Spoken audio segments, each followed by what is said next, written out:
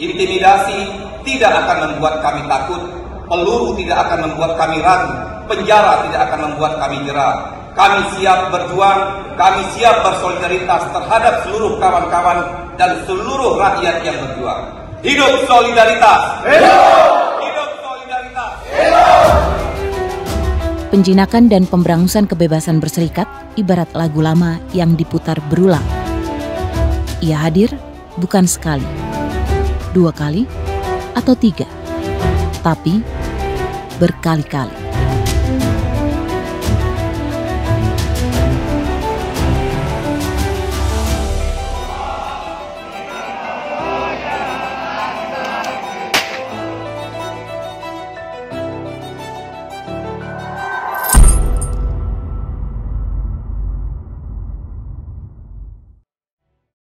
Kita baru sampai di pos 9, mobil langsung digeruduk sama Intel.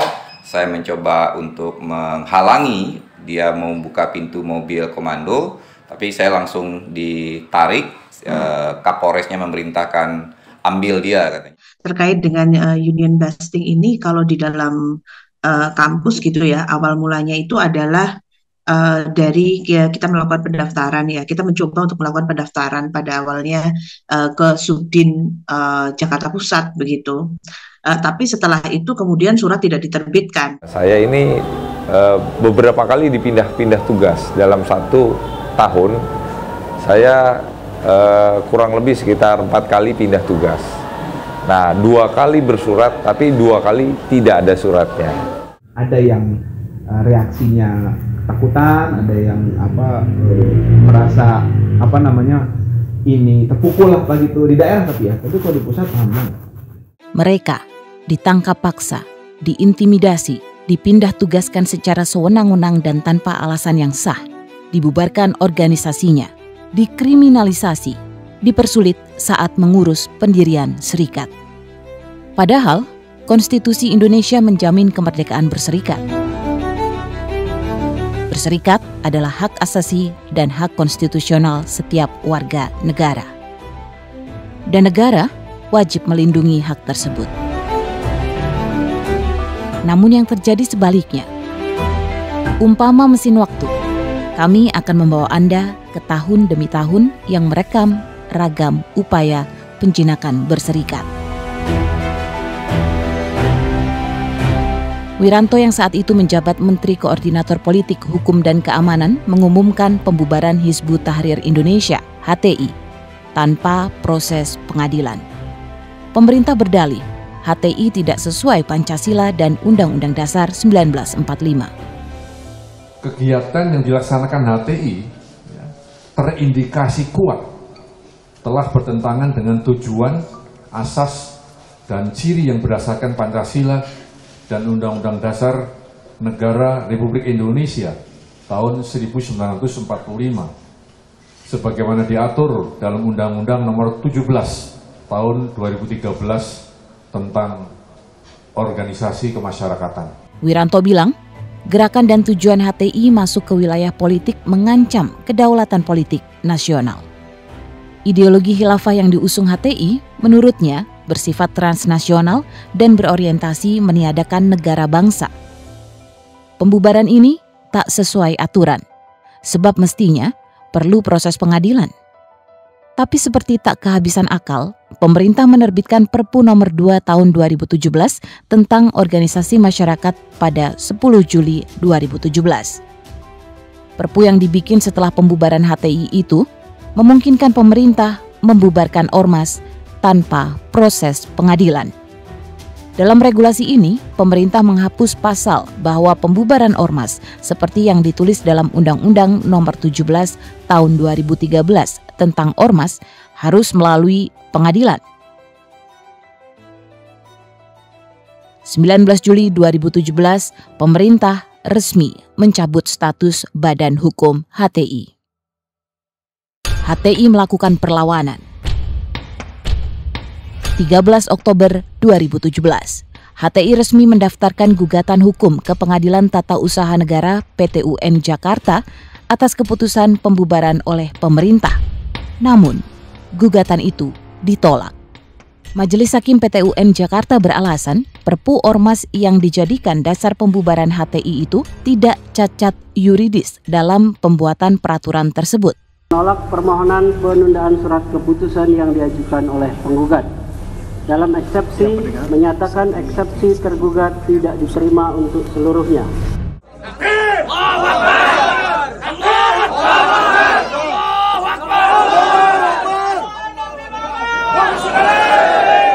30 Desember 2020, Front Pembela Islam (FPI) resmi dilarang pemerintah melalui surat keputusan bersama SKB 6 Menteri dan Pimpinan Lembaga Negara.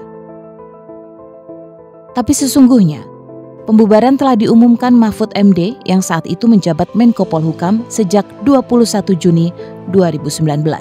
Menurut Mahfud, mengutip perundang-undangan dan putusan MK, pemerintah melarang aktivitas FPI dan akan menghentikan setiap kegiatan FPI karena dianggap tak lagi memiliki legal standing atau kedudukan hukum baik sebagai ormas maupun organisasi biasa. Berdasar peraturan perundang-undangan dan sesuai dengan putusan MK nomor 82 PUU 11 2013 tertanggal 23 Desember tahun 2014, pemerintah melarang aktivitas FPI dan akan menghentikan setiap kegiatan yang dilakukan FPI karena FPI tidak lagi mempunyai legal standing. Ada yang reaksinya ketakutan, ada yang merasa ini terpukul lah begitu di daerah, tapi kalau di pusat aman. Pembubarannya memang sudah hampir 5 tahun, tapi dampaknya masih terasa hingga tahun 2025 ini. Sepanjang tahun itu kan dari 2021 seterusnya itu kan sepanjang rezim belum berganti waktu itu banyak kegiatan-kegiatan kemanusiaan yang dilakukan oleh Front Persaudaraan Islam waktu itu kan. Itu dihambat sama polisi, sama aparat juga yang lainnya kan, Tripilar itu, gitu kan. Tapi ya kita edukasi terus mereka bahwa ini boleh Pak, gitu kan. Sekarang Anda melarang Front Persaudaraan Islam untuk melakukan aksi karena katanya tidak terdaftar, karena katanya tidak berbadan hukum. Itu di situ ada klub motor lagi bagi-bagi sembako, lagi ini kok nggak dilarang, gitu. Ini kan equality before the law ini seperti apa? Anda harus men-treat seseorang itu sama dong di hadapan hukum.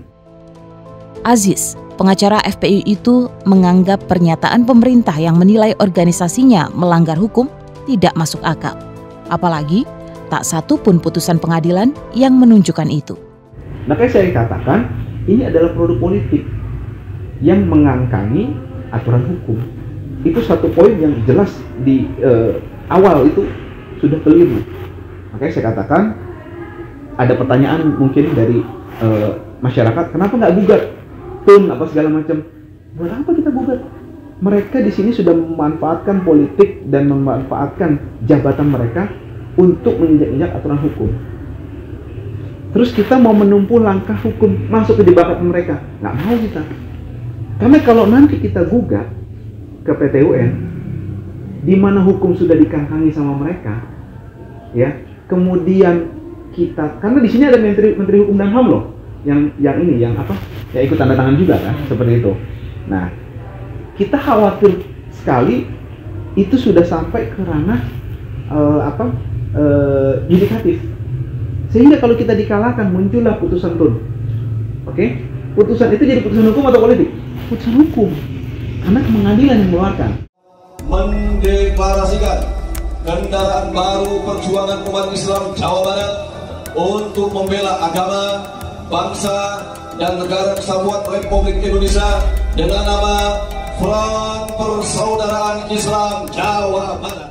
Tak berselang lama setelah FPI dibubarkan pemerintah, mereka membuat organisasi baru, Front Persaudaraan Islam. Akronimnya tetap sama, FPI. Kata Aziz, organisasi baru tersebut dibentuk sebagai alat perjuangan kendaraan untuk pelbagai kegiatan kemanusiaan yang diklaim kerap mendapat hambatan dari aparat.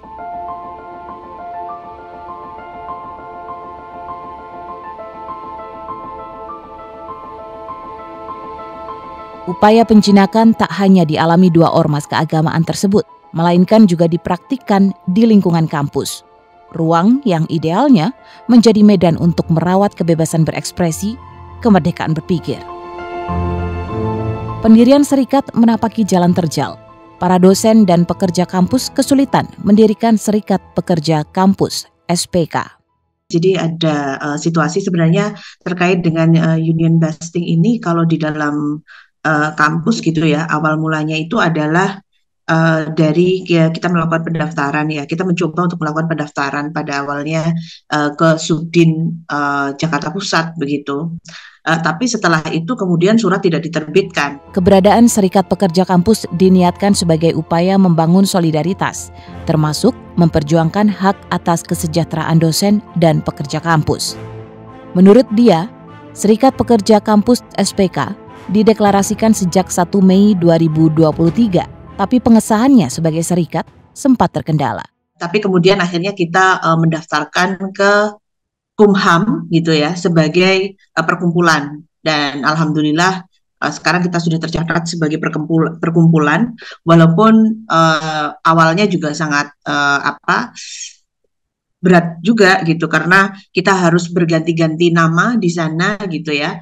Nama SPK kita diafiliasikan dengan organisasi terlarang karena Serikat Pekerja Kampus Indonesia pada saat itu dianggap berafiliasi dengan PKI ya di belakangnya ya.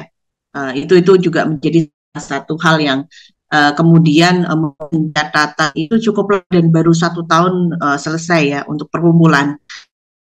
Untuk serikat sampai sekarang belum ada tindak lanjut gitu ya dari pencatatan dengan atas nama keserikat ini.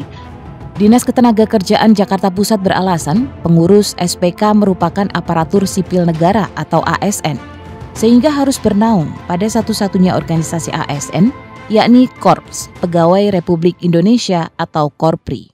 Nah, yang jadi soal adalah ketika kami tanyakan dari manakah dasar regulasi bahwa satu-satunya, dan itu disebutkan secara tegas di dalam peraturan bahwa satu-satunya itu hanyalah Korpri, ternyata mereka didasarkan kepada ADART Korpri.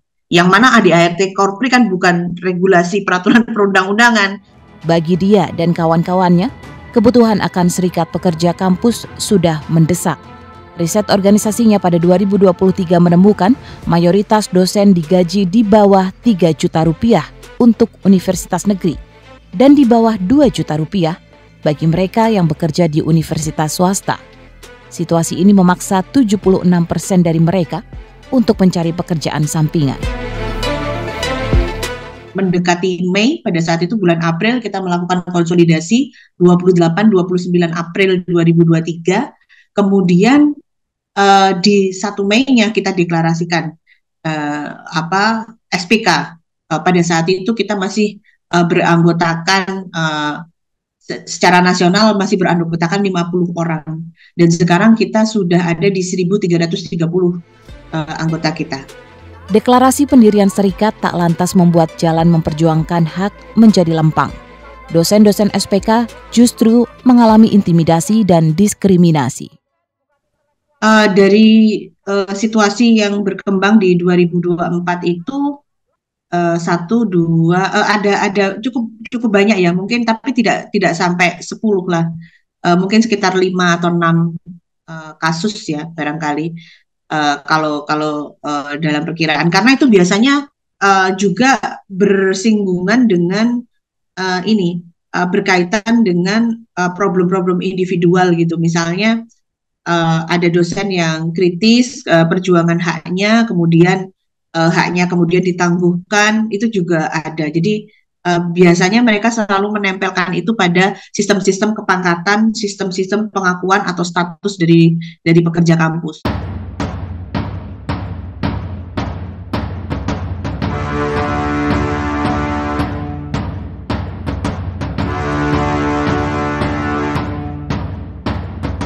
Selain di kampus, sikap anti serikat juga awet menetap di lingkungan perusahaan. Ini cerita dari Serikat Pekerja Pelabuhan Terminal Kendaraan Indonesia atau SPP TKI. langkah menggugat perusahaan ke Pengadilan Hubungan Industrial atau PHI Jakarta pada Mei 2023 berbuah intimidasi. Saya ini beberapa kali dipindah-pindah tugas dalam 1 tahun. Saya kurang lebih sekitar 4 kali pindah tugas. Nah, 2 kali bersurat, tapi 2 kali tidak ada suratnya. Gugatan itu memperkarakan uang cadangan PHK yang tidak diberikan perusahaan saat pekerja mengalami putus kontrak. Upaya PHI merupakan langkah lanjutan setelah perusahaan urung menjalankan anjuran dari Dinas Ketenagakerjaan setempat. Joko mengungkapkan, PHI Jakarta pada September 2023 mengabulkan gugatan pekerja. Tapi lagi-lagi, perusahaan tidak mengindahkan putusan pengadilan. Itu mengapa serikat kemudian mengajukan eksekusi putusan ke pengadilan pada 2024. Alih-alih patuh, perusahaan justru menyampaikan kabar buruk kepada Joko. Di akhir kontrak kerja saya tidak diperpanjang kontrak kerjanya, diputus pada tanggal 31 Desember 2024. Artinya di PHK secara sepihak. Padahal perusahaan keuangannya sedang baik-baik saja gitu kan. Dan satu-satunya yang di PHK adalah saya. Tuh, tidak ada yang lain gitu. Nah, yang lain itu sempat dilakukan ancaman-ancaman, dugaan-dugaan ancaman ini mengarah kepada pemberangusan serikat karena para pengurus maupun anggota ini sedang menuntut keadilan untuk mendapatkan hak mereka sepanjang tahun 2022 sampai dengan tahun 2024. Menurut Joko, tindakan perusahaan mengarah pada dugaan pemberangusan serikat pekerja. Berdasarkan Undang-Undang Nomor 21 Tahun 2000 tentang Serikat Pekerja, pengusaha dilarang mengalihkan atau memutuskan hubungan kerja terhadap pekerja yang menjadi pengurus serikat pekerja, kecuali memperoleh persetujuan dari yang bersangkutan.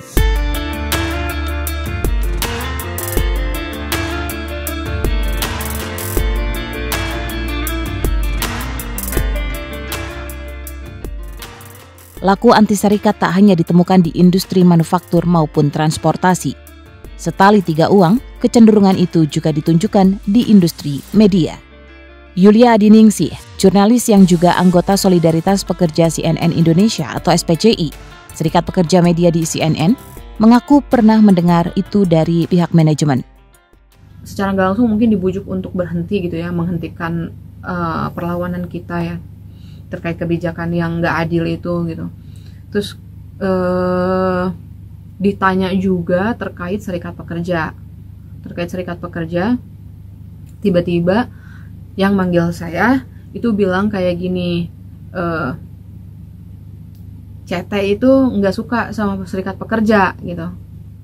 CT yang dimaksud Yulia adalah kependekan dari nama Hairul Tanjung, pengusaha dan pemilik CT Corp, induk dari perusahaan media CNN Indonesia.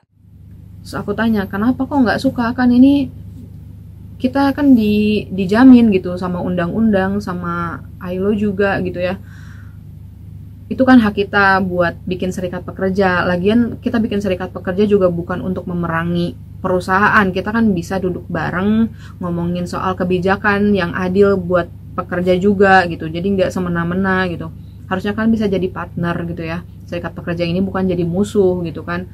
Tapi jawabannya itu yang nggak tahu, yang di atas sana pada nggak suka bikin serikat pekerja gitu. Nah dari situ sebenarnya emang mulai deg-degan sih, kayak apa sih konsekuensinya gitu. Diingetin juga,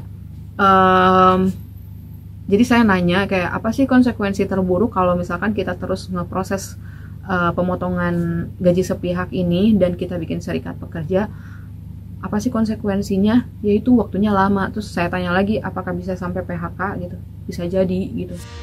Kasus SPCI melawan CNN Indonesia berawal dari upaya sebagian pekerja mempertanyakan kebijakan pemotongan upah secara sepihak oleh perusahaan. Pada mulanya, 200 pekerja cnnindonesia.com dan TV yang membuat surat terbuka untuk mempertanyakan kebijakan tersebut. Tapi tak digubris manajemen. Dinamika perusahaan media itu membuat suara perlawanan menyusut. Hingga kemudian, segelintir pekerja yang bertahan memutuskan untuk membentuk serikat.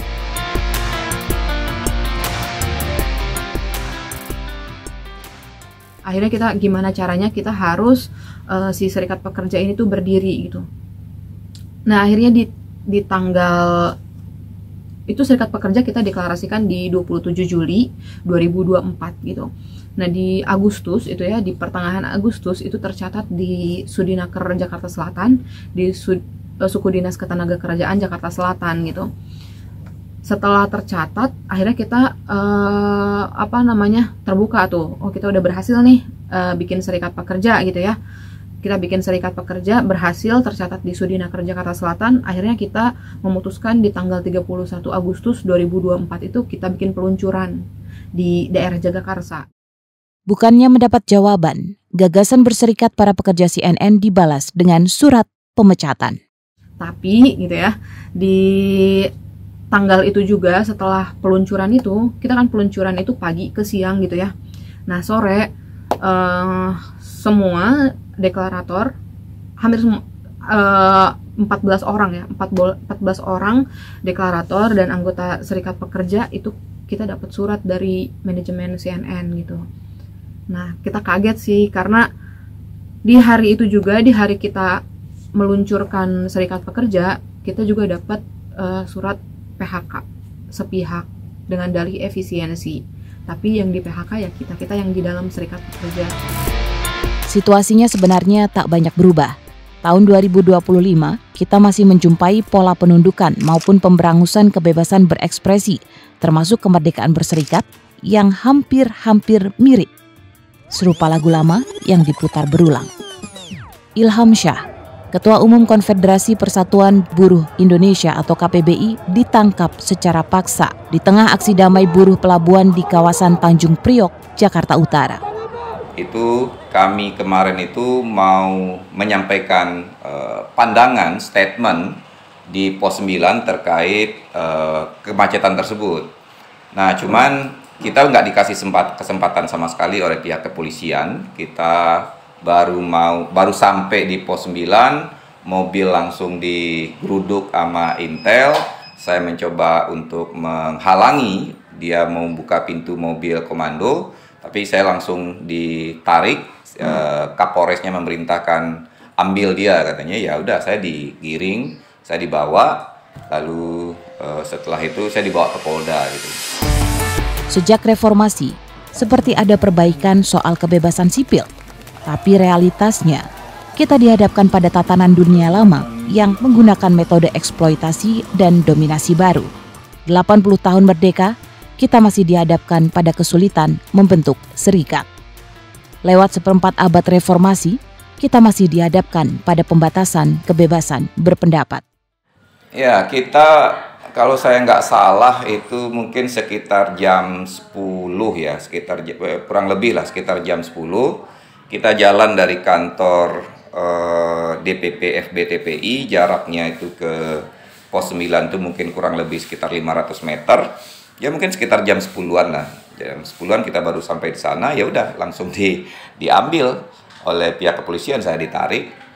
Habis itu kawan-kawan tetap melanjutkan, saya dibawa ke Polda, kawan-kawan tetap melanjutkan ke GRJU gitu. Seperti biasa. Tetap melangsungkan acara untuk deklarasi kepengurusan yang baru. Sesungguhnya, demonstrasi itu sekadar momen pelantikan kepengurusan baru Federasi Buruh Terminal Pelabuhan Indonesia atau FBTPI. Tak lebih, kata Ilham Syah, aksi ini sekaligus respons atas kemacetan parah yang merugikan para sopir di Tanjung Priok. Penangkapan itu tak terang alasannya. Ilham Syah merasa penjelasan kepadanya tak bisa diterima akal. Nggak ada alasan. Alasannya nggak boleh di pos 9 gitu ya. Nggak boleh di pos 9. Alasannya kan macet itu juga nggak ada. Waktu itu lagi normal, bahkan sepi, kondisi jalanan juga sepi. Cuman intinya saya nggak boleh aja menyampaikan statement di pos 9 itu. Saya udah bilang, kita udah bilang, saya cuma hanya menyampaikan statement, saya bilang. Nah, tapi dia kekeh nggak boleh.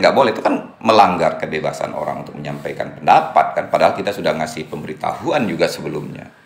Jadi nggak ada alasan. Kita bukan nutup jalan, kita bukan rusak, kita bukan melawan petugas atau apa Jadi ya kita ya udah ikutin aja, saya ikutin aja. Tapi nggak lama setelah itu saya diantar balik lagi gitu. Penangkapan secara paksa itu bukan kali pertama. Laporan Lokataru merekam penangkapan paksa juga terjadi 10 tahun silam. Bukan saat demo, melainkan ketika menggelar rapat. Pada Oktober 2015, 23 anggota Serikat Buruh ditangkap polisi di tengah rapat umum menentang peraturan pemerintah nomor 78 tahun 2015 tentang pengupahan. Kisah-kisah yang sama berulang. Apa yang diutarakan Aziz, Dia, Joko, Yulia, dan Ilhamsyah adalah kepingan realita upaya memberangus serikat. Praktik penjinakan serikat dan pola-pola serupa sudah terjadi bertahun silam. Ada yang dihalang-halangi melalui pengingkaran legalitas serikat pekerja. Ada yang diintimidasi dan mengalami kekerasan. Dimutasi secara tidak masuk akal. Dilarang secara terang-terangan. Hingga diberangus menggunakan surat keputusan bersama menteri.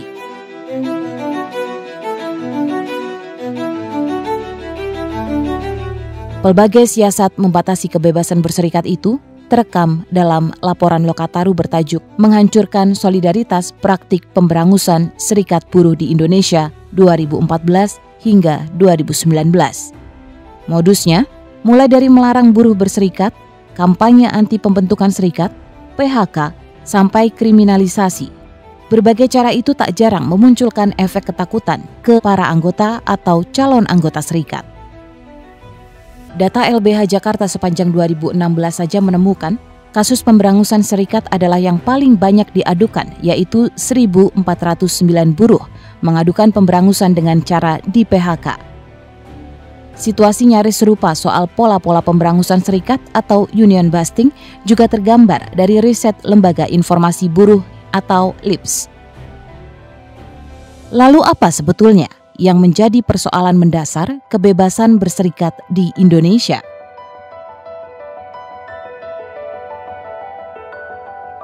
Dalam sejarah negara kita itu ada satu kebijakan yang sebenarnya represif bagi organisasi masyarakat sipil Indonesia.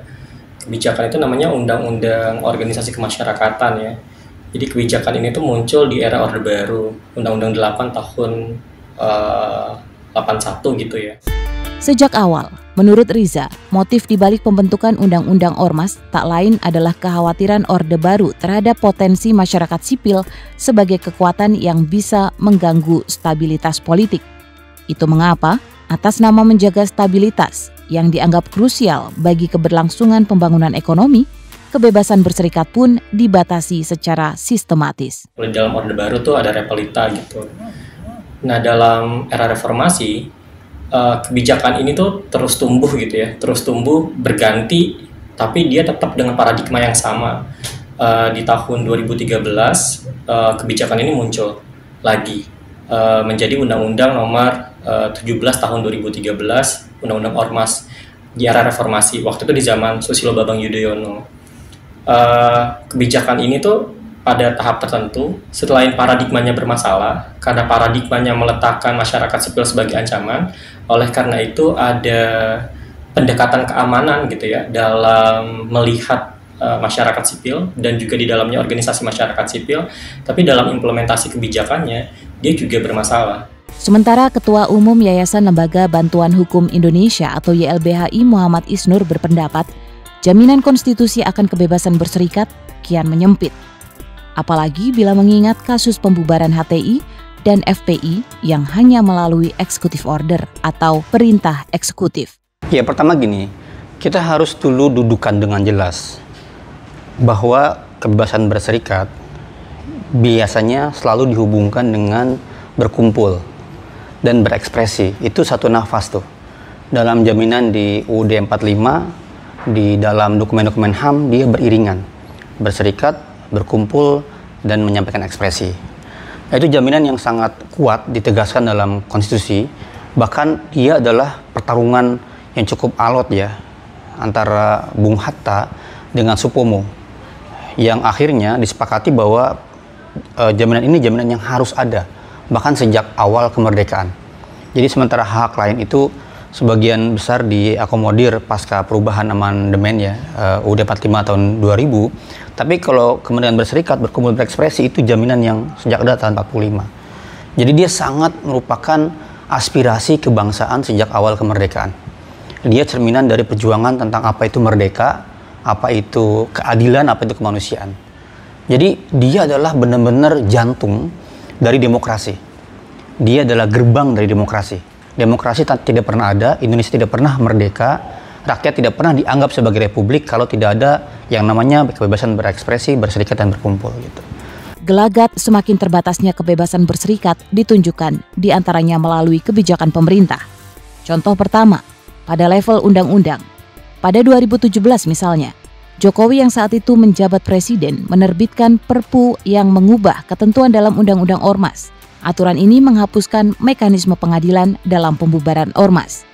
Ini masalah serius. Dikembalikannya otoritas pembubaran ormas ke pemerintah merupakan langkah mundur.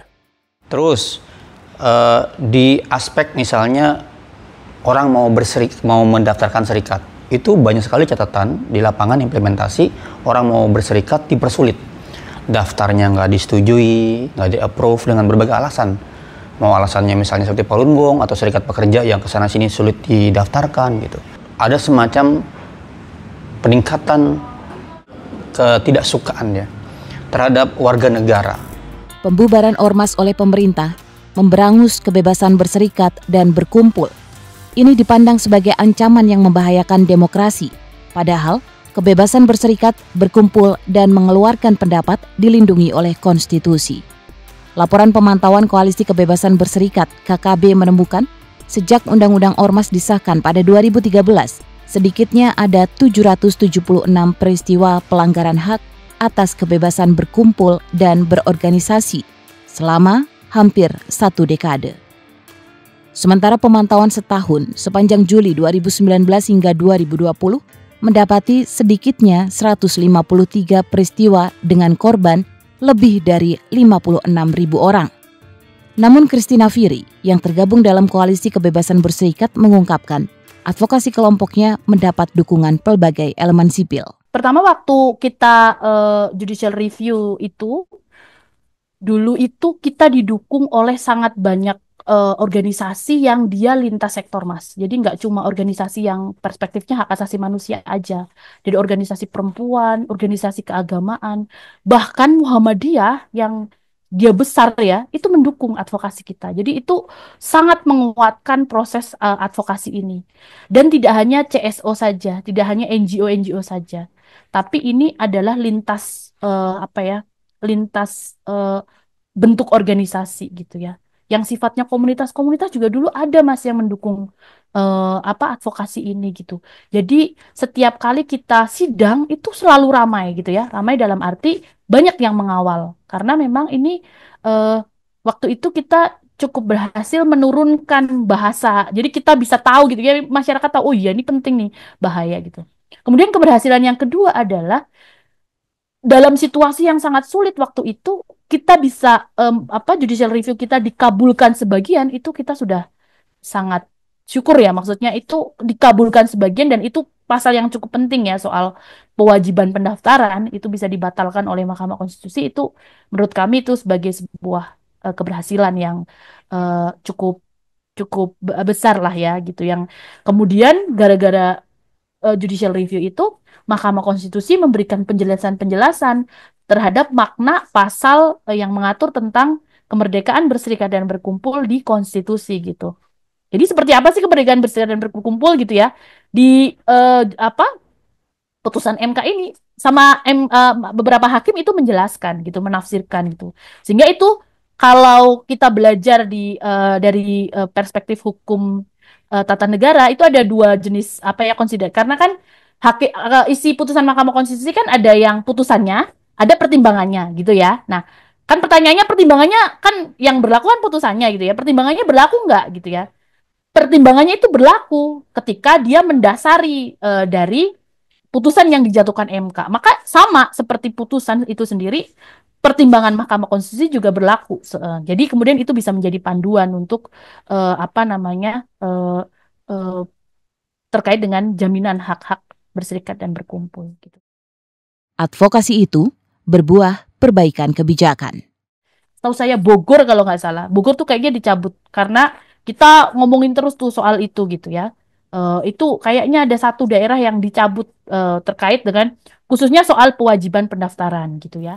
Namun, koalisi menyadari medan tempur saat ini lebih menantang. Kurva kebebasan berserikat naik turun selama 10 tahun belakangan. Belum lagi, meluasnya peran militer ke ranah sipil dan pengesahan Undang-Undang TNI. 2013 sampai sekitar 10 tahunan itu kita cukup baik gitu ya, maksudnya bukan cukup baik sih sebenarnya dalam konteks pengaturan terkait kebebasan berserikat itu kita udah kawal gitu ya, ini. Lalu kemudian turun lagi ya ketika kita tahu Undang-Undang ITE dia menjerat banyak aktivis ya, kita tahu Mas Haris dan Mbak Fathia yang sampai dikriminalisasi karena itu, dan juga ada yang lain gitu ya, ada kawan kita yang di Karimun Jawa juga dikriminalisasi dan sebagainya gitu, dan jadi turun lagi gitu ya, turun lagi karena tren untuk kriminalisasi terhadap aktivis dan juga jurnalis itu menguat lagi ya di tahun-tahun berikutnya ya setelah 10 tahun gitu ya. Nah, ditambah sekarang itu kita tahu sendiri Undang-Undang TNI sudah disahkan dan cukup mengerikan ya, karena ya teman-teman pasti tahu sendiri bahwa yang paling mengerikan sebenarnya kayak operasi militer diperluas ya, ininya pasti akan berdampak itu akan menjadi kan gini, Undang-Undang Ormasnya sudah ada ya kan, dan Undang-Undang Ormas ini kan pendekatannya sudah keamanan nih, walaupun misalnya beberapa pasalnya sudah dihilangkan, memang nggak wajib lagi daftar, tapi kan pengawasan masih ada di situ. Nah, ditambah kalau Undang-Undang TNI itu ada, di mana operasi militer itu diperluas ininya, definisinya, ini bisa ketemu nanti Mas, gitu. Dan ini sangat ngeri menurut saya. Nah, di operasi militer kan udah, belum lagi yang difungsi ABRI bahwa TNI bisa menempati beberapa jabatan di level kementerian gitu. Nah, itu menurut saya kita terus harus berkonsolidasi sih untuk ini gitu. Sangat mengerikan saya lihat yang sekarang gitu. Dan kayaknya sudah nggak mudah lagi kita ketemu orang. Kalau dulu kita kayak saya gitu ya, memantau di DPR, bisa kasih masukan dan sebagainya. Sekarang kayaknya kok susah ya, sejak Omnibus Law itu saya nggak tahu sih, kayak semakin sulit gitu kayak. Memang tak gampang, tapi Christina merasa tetap perlu mengupayakan. Sebab warga harus mendapatkan ruang yang merdeka untuk berserikat, berkumpul, dan mengutarakan pendapat. Karena dengan itu, rakyat menemukan jalan untuk mengawasi pemerintah agar tak sewenang-wenang.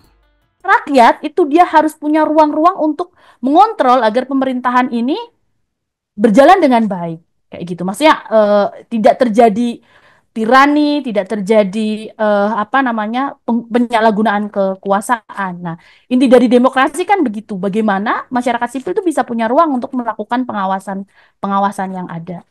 Kalau misalnya ruang-ruang sipil itu direnggut atau diambil, maka pengawasan ini nggak akan jalan, nggak bisa. Maka kita nggak jadi demokratis lagi, akan balik lagi ke otoriter gitu. Jadi kita nggak pernah tahu kalau kewenangan ataupun kalau kita senegara kan kita menandatangani kontrak politik ya. Kalau kontrak politik yang sudah ditandatangani kita itu kemudian sama penyelenggara negaranya itu disalahgunakan, kita nggak bisa ngomong apa-apa lagi gitu. Pelbagai upaya untuk menjinakkan dan memberangus tak sepenuhnya berhasil. Pada awal Mei 2025, setelah perjalanan panjang, Serikat Pekerja Kampus resmi tercatat sebagai serikat pekerja legal yang dilindungi undang-undang. Tak sedikit pula manfaat yang telah dirasakan anggota SPK. Beberapa masih menanam harap. Di beberapa kasus yang lain, keberhasilan SPK pada saat itu ada dosen-dosen di Sumatera Utara juga yang mengalami kendala surat SK-nya tidak keluar begitu ya. Itu masih baru-barunya SPK belum punya mekanisme. Kemudian kita hanya bisa mempublis itu, dan alhamdulillah dengan publikasi kita selama beberapa waktu tahun 2023 mereka satu persatu mendapatkan surat pengangkatan mereka gitu. Jadi itu juga menurut saya menjadi salah satu keberhasilan juga. Selain kemudian secara internal kita sudah bisa mengembangkan di 34 provinsi gitu ya. Kalau memang kita konsisten dengan Undang-Undang Dasar 45 yang sekarang masih ada, tidak pernah dirubah, maka tentu saja kita harus menghormati kebebasan untuk berserikat, berkelompok, menyatakan pendapat di muka umum, gitu kan? Nah, itu tidak boleh dihambat, dilarang, diganggu. Yang ganggu, yang melarang itu harusnya ditindak secara hukum. Konsisten. Harapannya kita bisa bebas berkumpul, berserikat, sebagaimana dijamin sama konstitusi gitu ya. Nggak ada lagi pemberangusan serikat pekerja di Indonesia. Semua orang bebas, tanpa tekanan, tanpa dihalang-halangi, tanpa dirugikan gitu, hanya karena dia membuat serikat pekerja atau bergabung dengan serikat pekerja. Mungkin perusahaan-perusahaan juga harus memberikan ruang ya. Mereka wajib sih menyediakan ruang untuk tidak menghalang-halangi pembentukan atau seseorang bergabung di serikat pekerja. Jelas kami akan menguji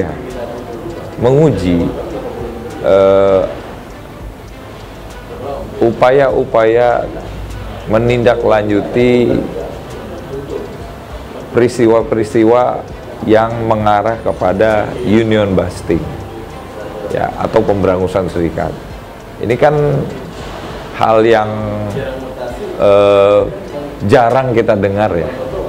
Ada penegakan hukum soal pemberangusan serikat pekerja itu sendiri. Ya kita akan mendorong itu dan kita akan mencoba apakah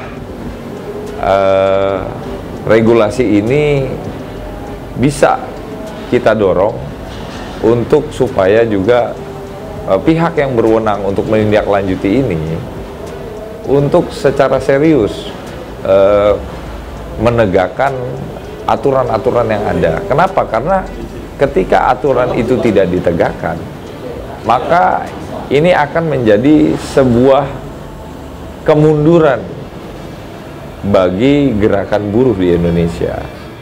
Lantas, bagaimana merespon situasi kebebasan berserikat ini? Tergantung kita. Kekuasaan selalu menunjukkan cara-caranya untuk anti berserikat, berkumpul, dan berekspresi gitu. Tapi saya yakin masyarakat sekarang sudah semakin cerdas gitu. Sosial media, kita hidup di alam terbuka, digital, internet, dan lain-lain. Kita bisa melakukan perlawanan secara terbuka langsung. Misalnya kemenangan teman-teman mahasiswa Udayana di Bali yang bisa memaksa rektor membatalkan MOU dengan Pangdam Udayana gitu. Jadi bagaimana situasi ke depan tidak melulu dengan karena kehendak pemerintah atau kekuasaan, tapi karena situasi atau kemungkinan yang mendukung dan bagaimana respon dari masyarakatnya.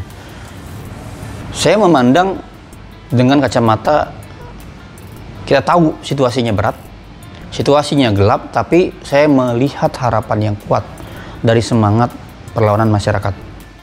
Pertama, kalau untuk masyarakat sipil, satu, memang kita harus memperkuat konsolidasi ya di antara kita. Kemudian yang kedua, kita perlu membangun sistem keamanan kita sendiri sebagai masyarakat sipil. Nggak cuma sekedar yang kita yang ada di kota gitu ya, tapi juga harus memikirkan gerakan masyarakat sipil yang ada di daerah-daerah. Masuk kawan-kawan mahasiswa gitu ya, yang kita tahu di aksi-aksi yang sekarang juga sudah banyak yang direpresi gitu misalnya. Kita perlu membangun alternatif penyelesaian berbagai persoalan ini. Jadi mekanisme keamanan itu perlu juga kita diskusikan sama-sama dan kita bangun sama-sama agar ruang kita dalam memperjuangkan ruang sipil ini ya itu kita bisa menjalaninya dengan aman gitu ya. Itu yang dua hal itu Mas, kalau yang untuk masyarakat sipil gitu ya. Kemudian tentu kita tetap harus mengawal walaupun undang-undang TNI sudah disahkan, sejauh masih ada ruang-ruang untuk melawan, ya kita harus lawan gitu ya. Ayo kita ini kan rapatkan barisan lagi, kita buat perlawanan-perlawanan melalui mekanisme misalnya judicial review atau apapun yang bisa kita tempuh gitu ya untuk ini. Jadi menurut saya itu tetap harus digunakan gitu untuk proses-proses ini, dan kita tetap harus terus mengawal berbagai kebijakan yang menjamin demokrasi ini gitu Mas. Jadi kita harus kawal terus itu yang 3 hal itu ya Mas yang harapan untuk masyarakat sipil.